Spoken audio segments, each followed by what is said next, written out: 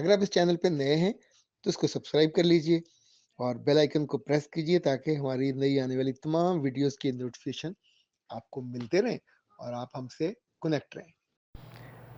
बिस्मिल्लाहिर्रहमानिर्रहीम। ख़ातिन हज़रात, मैं हूँ अख्तर अब्बास और आप सबको मेरा सलाम पहुँचे।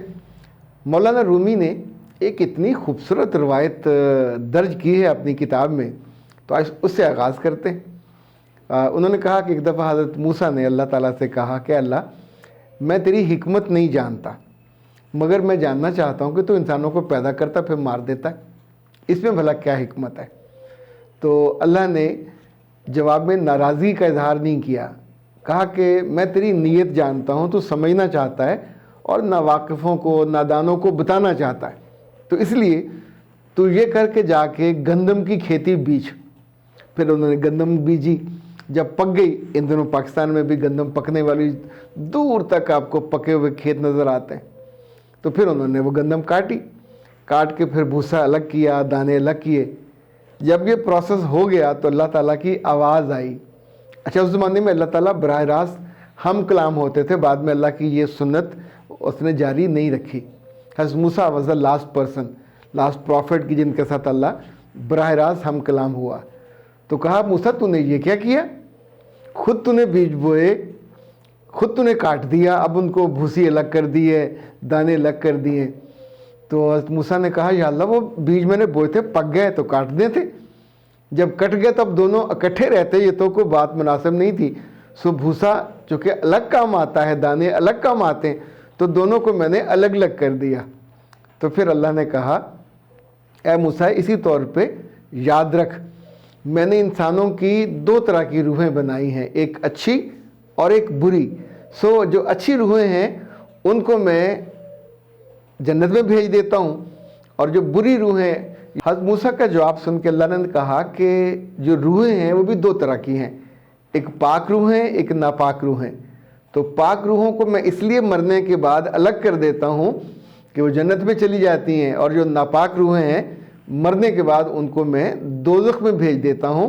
ये हिकमत है इंसान को पहले पैदा करने की, फिर जवान करने की और बाद में उसको मार देने की। ख़ातिन हज़रात, उसके साथ ही अल्लाह ने एक और जुमला कहा जो मौलाना रूम ने लिखा है।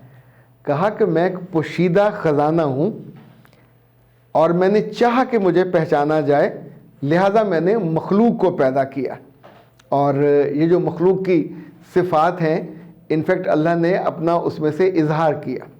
अगर आपने मौलाना रूम को नहीं पढ़ा या शेख सादी को नहीं पढ़ा तो ज़रूर पढ़िएगा। मेरे पास ये किताब है बड़ी खूबसूरत, इसका नाम है अल्लाह ताला के रंग, और अज़मत शेख साहब की लिखी हुई है, हाई पोटेंशियल बुक्स ने शाया की थी। वैसे तो ये कोई 500-600 रुपये की किताब है, लेकिन यूँ समझें कि जितने हमारे वो हैं इस वक्त देखने वाले, आप में से जो भी मंगवाना चाहे तो सिर्फ आपको अपने जो TCS का ख़र्चा वो भिजवा दीजिए, तो ये किताब हम आपको गिफ्ट के तौर पे भेज देंगे। इसमें 3 चीज़ें हैं बहुत ही खूबसूरत, यानी चूँकि अल्लाह के रंग उन्होंने एक मौलाना रूम का उन्होंने हिस्सा किया है और मौलाना शेख सादी का हिस्सा किया है, अल्लाह के रंग बयान किए हैं, रसूल सल्लल्लाहु अलैहि वसल्लम के रंग बयान किए। ये किताब घर में ज़रूर होनी चाहिए।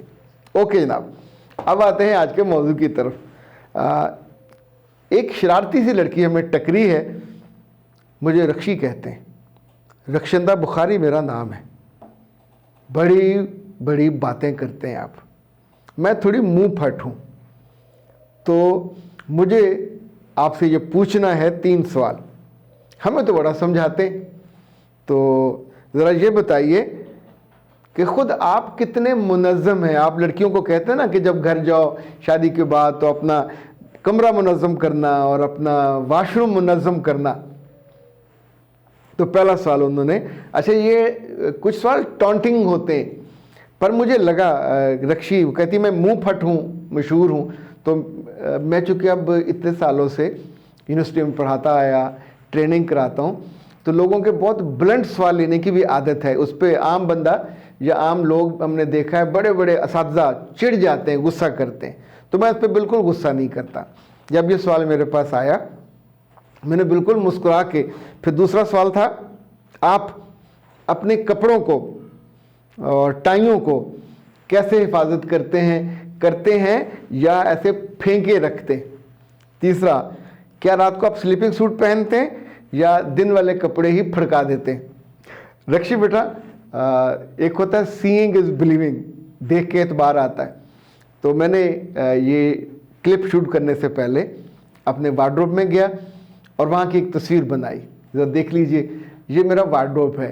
तो वार्डरोब में कपड़े एक तरतीब से, यानी पैंट्स अलग हैं, शर्ट्स अलग हैं, और चूँकि अब समर आ गया तो समर में मेरे पास जो कोट हैं वो 2-3 हैं जो समर के हैं, बाकी सब विंटर के मोटे होते हैं।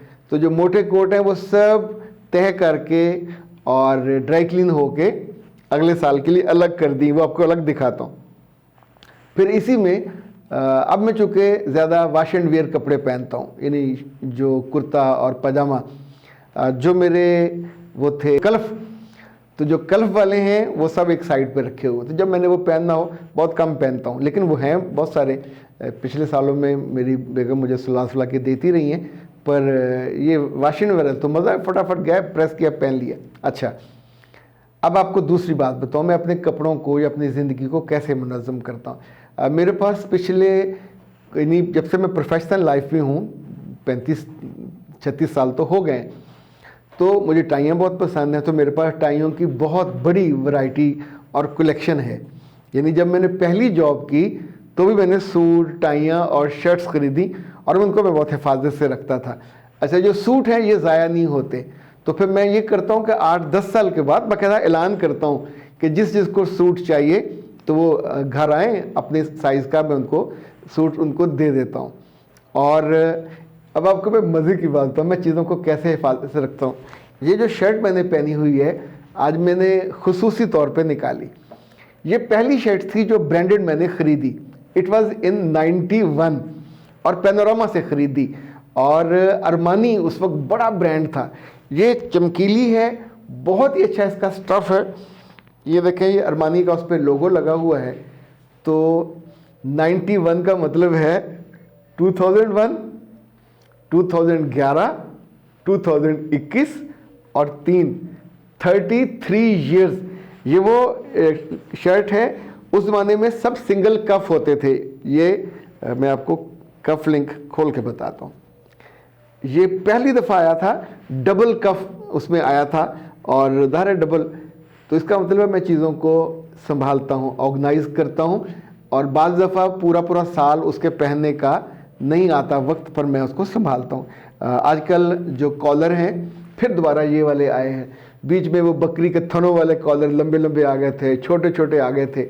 अच्छा, इसी तौर पे जो टाइयाँ हैं आजकल फिर ये टाई है छोटी वाली। बीच में 90s में बड़ी टाई थी, फिर 20s में बिल्कुल छोटी हो गई, इसकी भी आधी हो गई। इसी तौर पे जो सूट हैं, लाइक ये जो मैंने पहना हुआ है ये बिल्कुल ताज़ा ख़रीदा, और ये डबल कट है। 90s में जो सूट थे वो पीछे से बंद होते थे, फिर 10 साल के बाद पीछे से एक कट लगना शुरू हुआ। ये यूँ समझे कि 98-97 में एक कट वाला सूट था, फिर जाके 2 कट वाला। तो आपके पास दोनों तीनों तरह के होने चाहिए। जब डबल कट चल रहा हो तो फिर आपको सिंगल कट नहीं पहनना चाहिए, जो बंद कट है वो भी नहीं पहनना, उसको आप रखें संभाल के। अच्छा जी, अब देख लें ज़रा टाइयाँ। जो मेरा वार्डरोब है उसके दोनों दरवाज़ों के साथ हैंगिंग में बहुत हुक्स के साथ लगी हुई हैं, उसमें टाइयाँ हैंग होती हैं, इधर भी और दूसरी साइड पे भी। फिर जो वार्डरोब का ड्रॉ है उस पर मैं टाइयाँ गोल करके रखता हूँ, और ये ज़्यादा नई और ताज़ा और ख़ूबसूरत। तो ये आम तौर पे इनके साथ ये जो अंदर रखी हुई हैं पॉकेट स्क्वेयर भी होता है। पॉकेट स्क्वेयर हर टाई के साथ नहीं होता। पॉकेट स्क्वेयर को मानो या पॉकेट स्क्वेयर कह लीजिए, या उसको हैंकरचिफ कहते हैं। वैसे लिखा जाता है हैंड करचिफ, तो हैंकी भी कहते हैं, हैंकरचिफ कहते हैं। इसमें डी साकन है, यानी यूँ समझें ये है हैंकरचिफ, और इसको पॉकेट स्क्वायर भी कहेंगे। ये आपको सूट के साथ नहीं, टाई के साथ या शर्ट के साथ इसको जाना चाहिए। अब लाइक ये वाला है, इसके डबल शेडेड है कि अगर ये डार्क हो कोट तो फिर ये चलेगा, लाइट हो तो अब ये चला। अच्छा, इसी तौर पे आप कहते हैं मैं कैसे ऑर्गेनाइज करता हूँ। ये एक ऑर्गेनाइज़र है जो हैंकी या जो पॉकेट स्केयर को ऑर्गेनाइज करता है। देखिए, ये देखिए, ये देखिए। अच्छा, ये सब मेरे पसंदीदा हैं, जो मुझे पसंद नहीं होते वो इसमें मैं नहीं रखता। और लाइक ये एक है, ये अब आउटडेटेड हो गया, हालांकि ये भी एक ब्रांडेड था लेकिन मैंने इसको अब साइड पे कर दिया। ये है, ये मुझे बहुत पसंद है, इसके साथ टाई भी है। ये लाइट है। अच्छा, ये मुझे ज़रा कम पसंद है। इसी तौर पे इस कोट के साथ ये वाला ब्लू बहुत अच्छा जाता है, इसके साथ की टाई भी है। अच्छा, अब ये चीज़ें आप इकट्ठी नहीं खरीदते, ये चीज़ें आप बारी बारी खरीदते हैं और फिर आपके पास जमा होती जाती हैं। इसी तौर पे आपके पहले सवाल का जवाब हो गया कि मैं कपड़ों को वार्डरोब में संभाल के रखता हूँ। अभी मौसम बदला है तो मैंने तकरीबन 200 बड़े शॉपर मंगवाए हैं। जैसे आप उससे जब लेते हैं ना ड्राई क्लीन करा के तो कवर होता है, तो मैंने फिर अपने जितने सूट थे और मोटे कोट सब उसमें करके तो 6 फुट की हैंगिंग 2 रॉड्स लगाई हैं। जहाँ जो हमारा इस्त्री का कमरा है वो अलग है, वो कमरों के साथ नहीं है, वो बना ही शुरू में हमने वो कैट रूम बनाया था, अब हमने उसको आयरन और उसके लिए बना दिया, उसमें हैंग किया। फिर उससे के जो ताज़ा कपड़े हैं ये भी मैंने तस्वीर में आपको दिखा दिया। ओके जनाब, मैं अपने कपड़ों और टाइयों की हिफाजत करता हूँ। ये मैंने आपको ये अच्छा, आप देखें कोई 8-10 साल पहले आई वेंट टू मुल्तान, वहाँ एक लंबी ट्रेनिंग थी 1.5 माह की, ये USAID की ट्रेनिंग थी। तो मैं वहाँ रहा, तो मैं वहाँ बहुत सारी शर्ट्स ले गया। तो ये शर्ट तब मुझे बहुत खुली, तब मैं बहुत स्मार्ट हो गया था, तो खुली हो गई थी। तो मुझे याद है मैं वहाँ जिस होटल में ठहरा हुआ था, रात को मैं गया जाके एक टेलर से मैंने उसको छोटा कराया, यानी उसको 2-2 इंच, 1 इंच इधर से 1 इंच इधर से। तो ये उस वक्त भी और अब भी वो फ्रेश है। चीज़ों को संभालना चाहिए। तीसरा सवाल आपका था कि रात को स्लीपिंग सूट पहन के सोते हैं। बिल्कुल, मैं इस चीज़ के सख्त खिलाफ हूँ। मैंने अपनी वाइफ को भी, बच्चों को भी हमेशा ये कहता हूँ कि जो दिन के कपड़े हैं वो रात को पहन के नहीं सोना चाहिए। एक उनकी शाइनिंग ख़त्म हो जाती है, उनकी ताजगी जो फ्रेशनेस है वो मारी जाती है, दूसरा उन पे बुर आ जाते हैं। सो मैं जब विज़िट पे जाता हूँ तो स्लीपिंग सूट अलग लेके जाता हूँ।